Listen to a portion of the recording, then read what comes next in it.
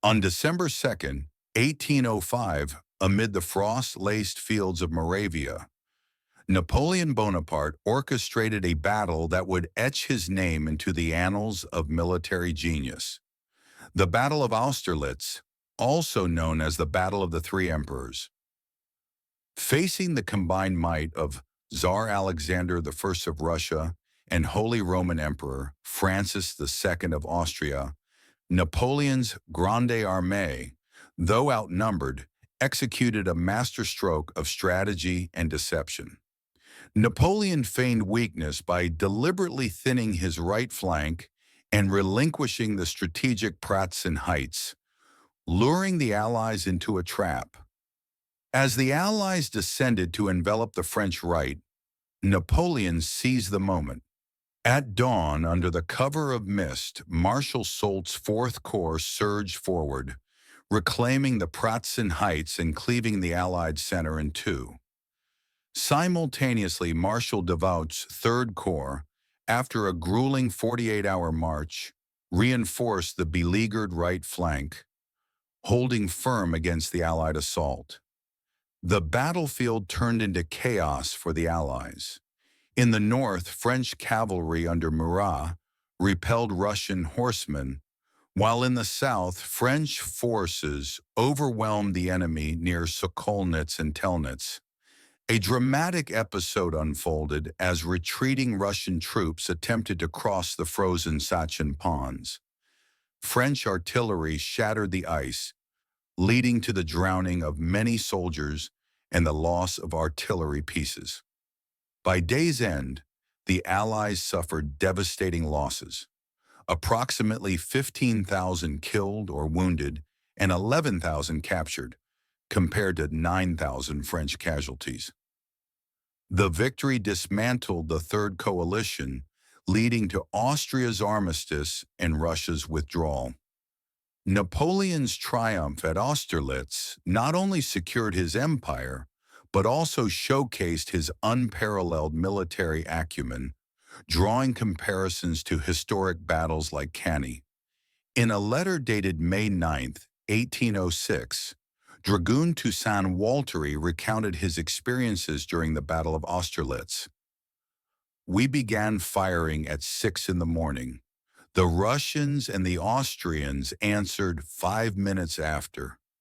The fire was so intense that it was impossible to see anything 6 feet in front of you.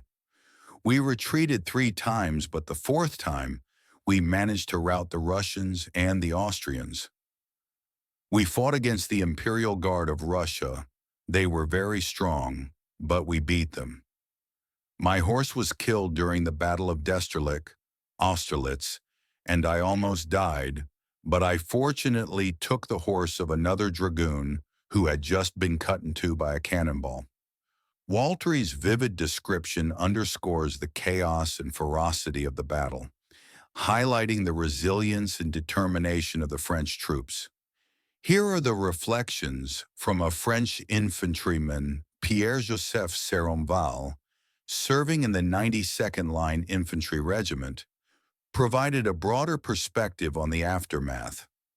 "After Vienna, we continued toward Moravia, where we fought the biggest battle of the campaign, Austerlitz, and where the war finished. I cannot exactly tell how many men were killed on the battlefield, but it looks like we put out of action more than 50,000 men, killed, wounded, or captured."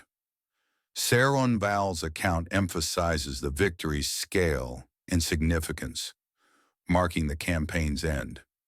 These first-hand accounts provide a window into the experiences of soldiers who fought at Austerlitz, capturing the intensity of the battle and the profound impact it had on those involved. Here are 2 poignant quotations from Austrian officers who experienced the harrowing defeat at the Battle of Austerlitz on December 2, 1805. These first-hand accounts offer a window into the challenges and valor of the Austrian forces during this pivotal engagement. Austrian Major General Karl von Stutterheim provided a detailed account of the battle. highlighting the dire circumstances faced by the Austrian center. We now come to the center of the Allied army, where the fate of this day was decided. It was too weak to resist the enemy's attacks. Abandoned by the third column and all the left of the army, while the division on the right flank was not sufficiently powerful to divide the French forces, the center saw itself attacked or menaced with attack by four divisions, to which it could only oppose 27 very weak battalions without any hope of reinforcement. This passage underscores the isolation and overwhelming pressure faced by the central units, leading to the collapse of the Allied line. Studerheim also described the actions of the Austrian cavalry during the battle. The French defended themselves with obstinacy, and the Austrians, who had been supported by another battalion, attacked with spirit. The Hussars of Hesse-Homburg on the right, under Major General Nostitz, and those of Schekler on the left, under Major General Prince Maurice Liechtenstein, took post on the flanks of this infantry to check the enemy's cavalry, should it attempt to pass for the purpose of attacking these Austrian battalions.